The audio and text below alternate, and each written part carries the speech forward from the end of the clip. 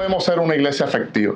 Para responder a esa pregunta, hoy tengo el privilegio y el honor de recibir la compañía del pastor reverendo Isaac Ruiz, actualmente director de Educación Cristiana y Familia de la organización Movimiento Internacional Pentecostal.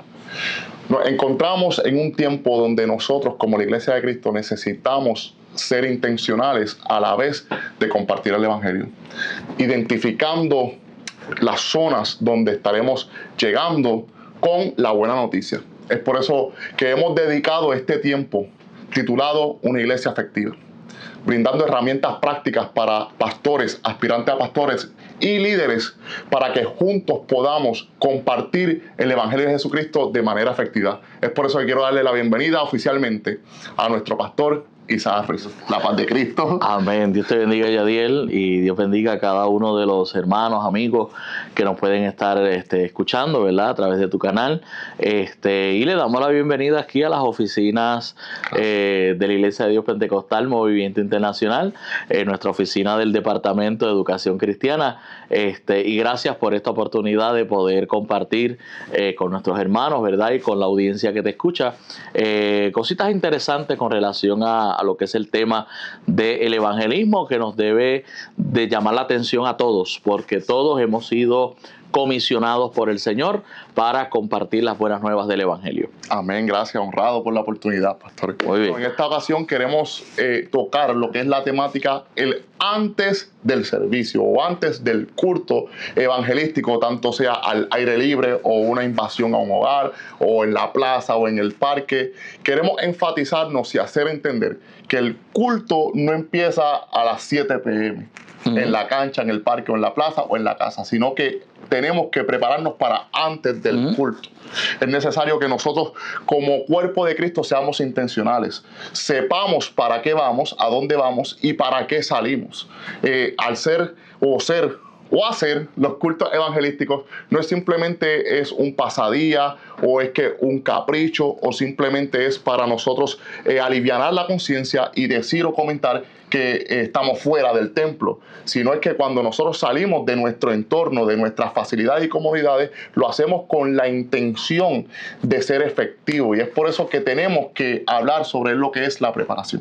En el proceso del evangelismo, simplemente pues llevamos una bocinita, unos músicos, cantamos 3 cánticos, una predicación y vámonos que es tarde, ¿verdad? Como dice el dicho.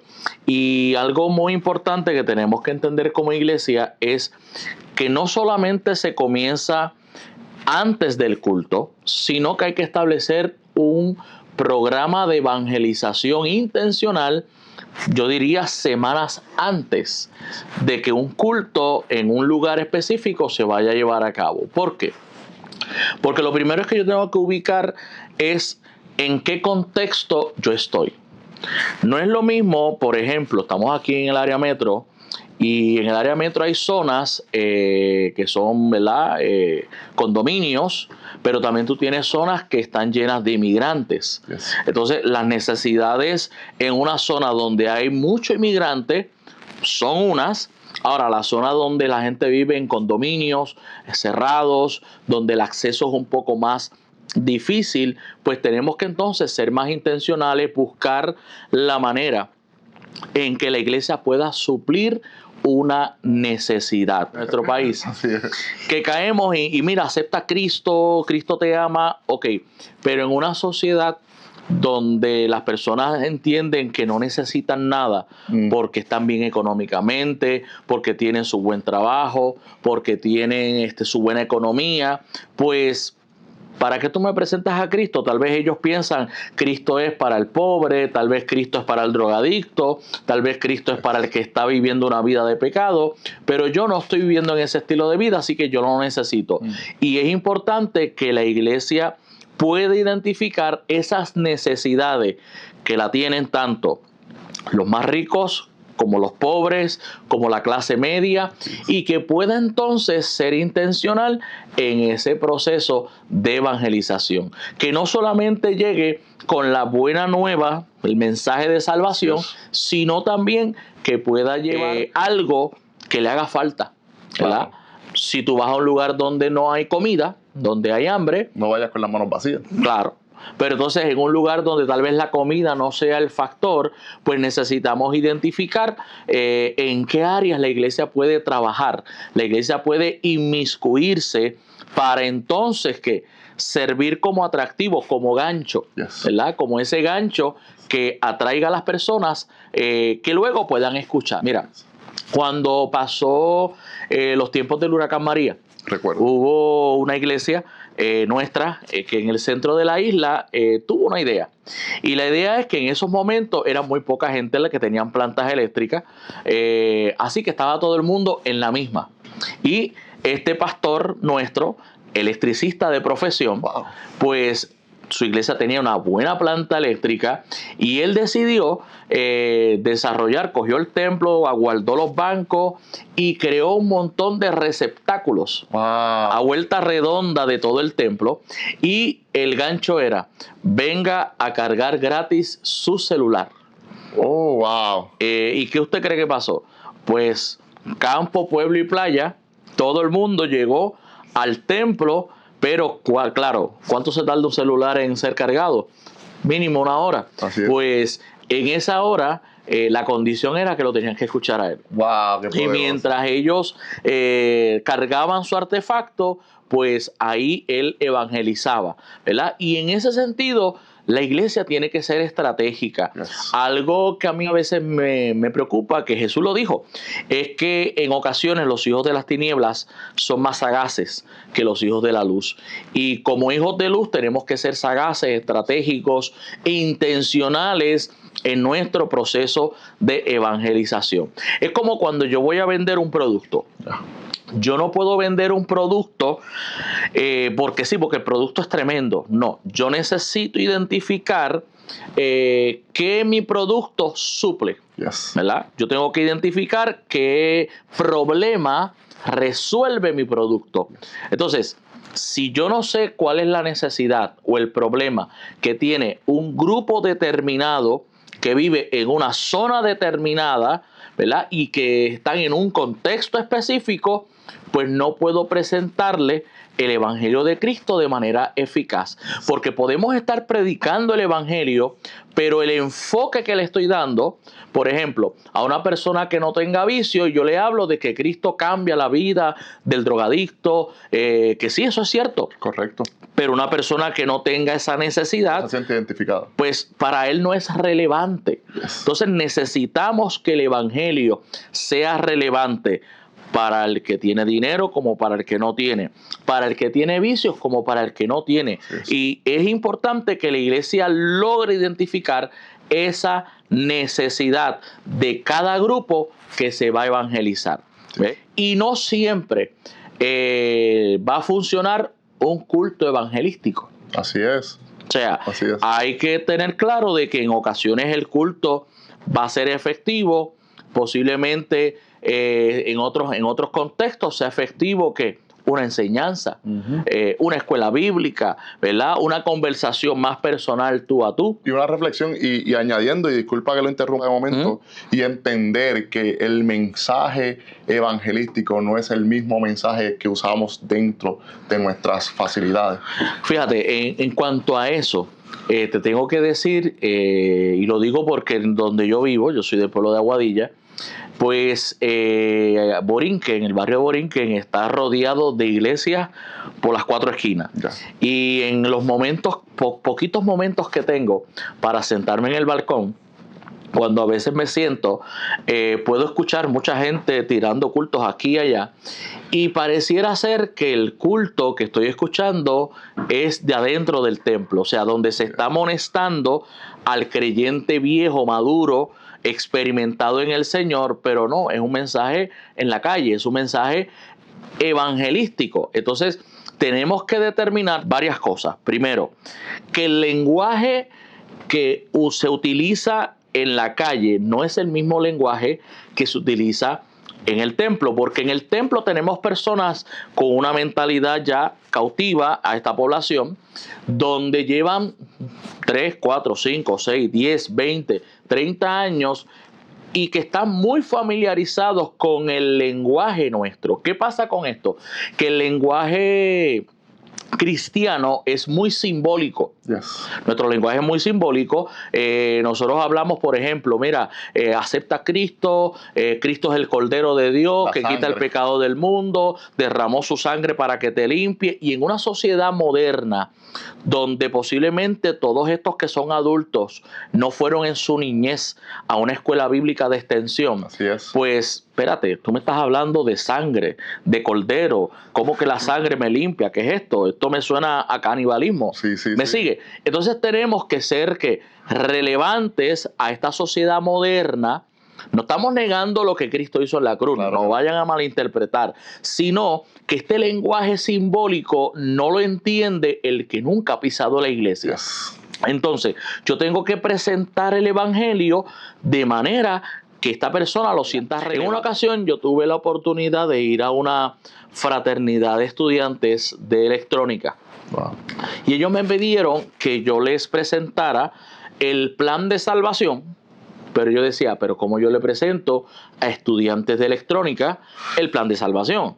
Y si yo me pongo a hablar de expiación, de muerte, de redención, de sacrificio vicario, justificación, regeneración, santificación, sí. Se me van a quedar mirando diciendo, no entendemos. Así es. O sea, el Espíritu Santo me iluminó y yo le quise a través del teclado hablar del plan de salvación. ¡Wow, qué poderoso! Entonces, yo con este grupo de estudiantes les hablé de que cuando usted viene a Cristo, usted acepta a Cristo en su vida, pues hay algo que sucede en el teclado, una tecla que se llama Backpage, ¿verdad? Y hay otra que se llama Delete. Yes. Y yo de ahí saqué las aplicaciones en el plan de salvación. Por ejemplo, tú vienes a Cristo, tú vienes con una vida llena de pecados, llena de errores, y cuando vienes a Cristo, pues el Señor le da Delete.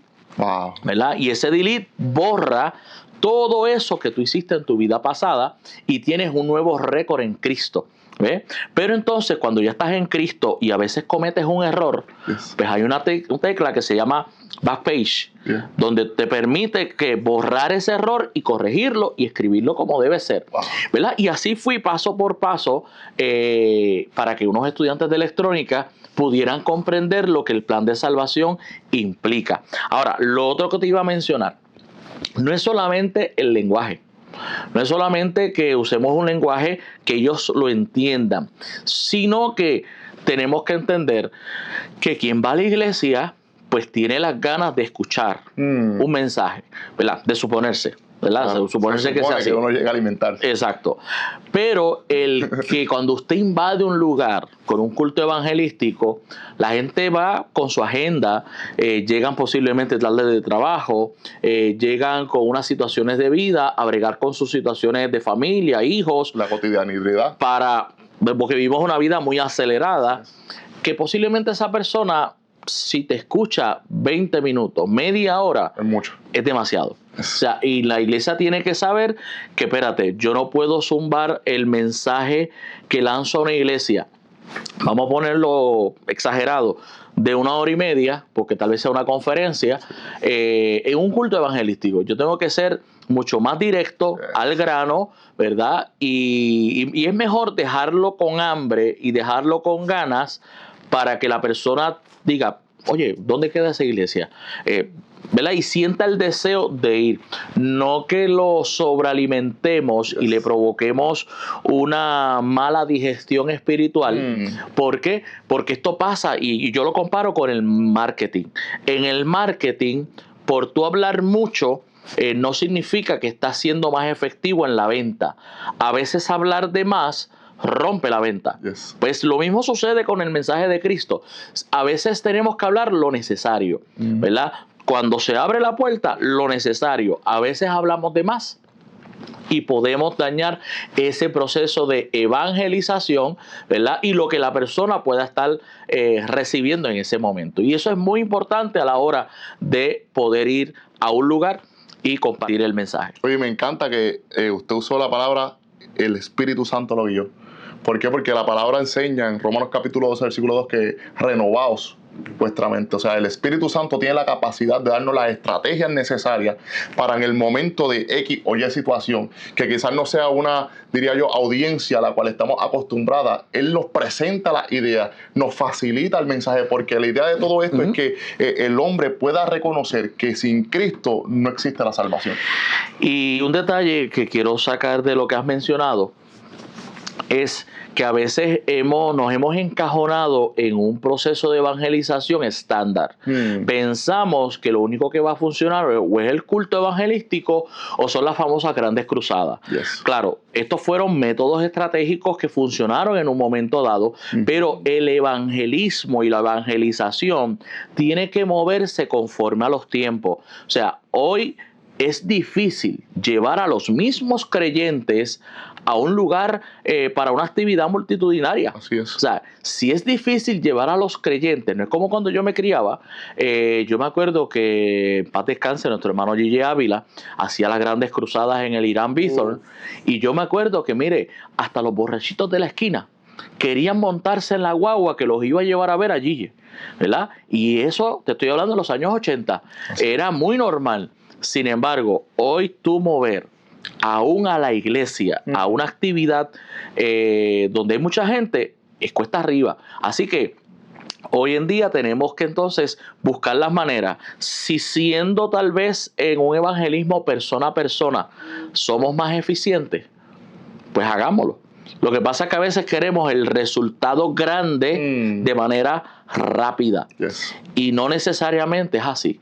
A veces podemos tener mejores resultados en un evangelismo, como yo le llamo, custom made, hecho a la medida, que supla la necesidad de esa persona o de esa familia, ¿verdad? Y que entonces podamos lograr el objetivo, que es que acepten a Cristo como su Salvador. Oye, y cometemos el error de, como dijo usted al principio, hacer estos servicios relámpagos, motobomberos, sin que los vecinos sepan que nosotros vamos a estar ahí.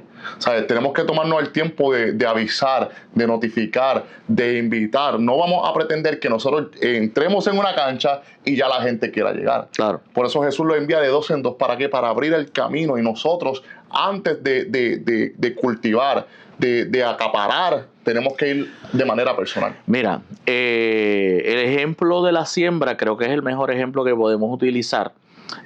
Usted no puede sembrar en un terreno que no ha sido labrado, que no ha recibido la lluvia temprana, ¿verdad? Cuando usted va a la Biblia, hay una lluvia temprana y hay una lluvia tardía. ¿Por qué? Porque cuando el terreno está en sequía, el terreno se compacta. Entonces, ¿qué pasa? Que un terreno compactado se solidifica, la raíz no puede. O sea, que ese terreno necesita primero ser ablandado con una lluvia temprana, luego necesita, ¿verdad?, ser labrado, moverse la tierra para despegar, para crear los surcos necesarios para que entonces el terreno esté en condiciones de recibir una siembra. El problema es que, ¿verdad?, trayendo esto al evangelismo, pretendemos en ocasiones que te caigo como bombero, ¿verdad? Y tienes que aceptar a Cristo, y si no lo hace y fustigamos a la persona, no. Hay que, mire, algo que yo he aprendido en estos procesos, y es que una de las mayores estrategias que tenemos como iglesia es lograr hacer amistad con la gente. A veces la gente que evangeliza quiere que ellos le escuchen y simplemente hablar y acepta a Cristo. No. Usted no sabe las experiencias negativas que haya tenido esa persona. Usted no sabe la situación de vida, de proceso de vida de esa persona. Entonces, como iglesia, yo siempre digo, nosotros tenemos 2 oídos y una boca. Esto nos enseña que debemos de escuchar el doble de lo que hablamos. Y a veces en el proceso de evangelización hace más falta gente que escuche, porque a veces en el escuchar usted va a identificar la puerta necesaria, la puerta correcta para usted entrar. Mire, en mis procesos de evangelización a veces yo no tengo que hablar mucho. A veces en mi proceso de evangelización es la misma persona la que me abre la puerta y me reconoce unas cosas y me dice, yo sé que yo estoy mal, yo sé que yo necesito. Entonces, cuando la persona se abre, me está dando la oportunidad de yo utilizar sus propias palabras, no las mías. Porque, ¿qué tiene más peso? ¿Lo que la persona dice o lo que yo pueda decir? No. Pues siempre va a tener más peso lo que la persona dice porque habla de su corazón. Y yo he tomado, pues mira, como usted me dijo, con mucho respeto, ¿verdad? Como usted me dijo, por esta razón es necesario esto. Por esta razón es que estamos aquí, ¿verdad? Y siempre dándole el peso a lo que la persona dice. Las emociones son muy importantes en este proceso, porque una persona que tuvo una experiencia negativa, una experiencia amarga, como yo le llamo, con algún representante de Dios en la tierra, ¿verdad? Que habló en nombre de Dios o en nombre de la iglesia, no podemos ir a la defensiva y no, pero mira que no. A veces la gente se asombra porque me dice, no, que tal persona me hizo esto, y yo he sabido pedirle perdón y disculpa, que no tengo nada que ver. Pero ¿qué sucede? Cuando una persona hiere a otra utilizando el nombre del Señor, utilizando la Biblia, pues mira, yo soy parte de la iglesia es un solo cuerpo, pues como representante de la iglesia y de Dios en la tierra, pues mire, yo he sabido decirle, mira, por eso que te pasó, te pido disculpas. Yes. ¿Verdad? Te pido perdón por esos que te hicieron sentir mal. Y cuando lo he hecho, la reacción es que primero abran los ojos así de grande porque no esperan que tú reconozcas que quien lo hizo mal en ese momento, pero entonces ahí va la parte de a pesar de esa experiencia negativa, a pesar de esa experiencia de dolor, pues sabes que Dios está en el mismo lugar esperándote, ¿verdad? Y que podamos ser más empáticos. Y yo creo que esta palabra es muy importante a la hora de evangelizar. Yo no puedo evangelizar y no puedo llegar a la necesidad de las personas si no soy empático. ¿Qué es ser empático? Es tratar de sentir lo que esa persona siente. Mire, tal vez porque usted es una persona madura en el Señor, eso que la persona presenta como un gran problema, para usted no lo es, pero usted está no para ganar una conversación ni una discusión. Usted está ¿para qué? Para ayudarle a esa persona a pasar su proceso. Y la empatía es sumamente crucial en que, mira, tú te sientes mal por esto, por lo otro, tratar de identificarnos con su dolor, ¿verdad? Si la persona está sintiendo que se está ahogando en un vaso de agua, para ella es un océano. Para esa persona es un gran océano en el que se está ahogando. No podemos hacer sentir que es menos el proceso que está atravesando. No, mira, te estás ahogando en un océano, pero ¿sabes qué? Aquí llegué yo, me envió el Señor para extenderte la mano. Aleluya. ¿Verdad? Y de esto se trata. No de demostrar quién tiene la razón, porque evangelizar no es cuestión de ganar una discusión. Esto no se trata de discutir, se trata de ganar a alguien para Cristo. Y todos los que se paren frente a nosotros, todos son prospectos a almas de salvación. Y eso es muy importante porque a veces he visto en el proceso que como pastor me pasó de personas que dicen, bueno, a este yo lo evangelizo, a este no. No podemos ser selectivos. No, en el proceso de evangelización no es la cartera la que lo determina, que esto lamentablemente es algo que a mí me impacta, y es que como parte de los movimientos posmodernos dentro de la iglesia, pareciera ser que me importa más el perfil económico y después determino si lo evangelizo o no. No, la iglesia tiene que mantener el principio que estableció Jesús. Jesús dijo, a los pobres hay que predicarles el evangelio. O sea, no importa el contexto de esa persona, mi llamado, mi responsabilidad es presentarles a Jesucristo. Aleluya. Poderoso, pastor. Poderoso. Gracias por compartir en esta primera sesión. Amén. Y a cada uno de ustedes les invito a que antes de salir, como bien ha dicho el pastor, estudie su zona. Lea las estadísticas, visite cuántos miembros de familia están en esa casa, conozca el contexto transcultural de donde vaya a hablar, y sobre todo dese la oportunidad de que el Espíritu Santo sea dirigiéndolo, sea brindándole herramientas prácticas, entendiendo los tiempos. ¿Por qué? Porque no cambiamos el fundamento. Seguimos predicando que Cristo salva, sana, liberta, bautiza y que Cristo viene pronto. Amén. Mas, sin embargo, tenemos que entender que muchas veces las estrategias de décadas pasadas no van a causar los mismos resultados en el presente. Es por eso que tenemos un Espíritu Santo que nos dará el denuedo, el conocimiento, la autoridad y sobre todo las herramientas para ser una iglesia efectiva.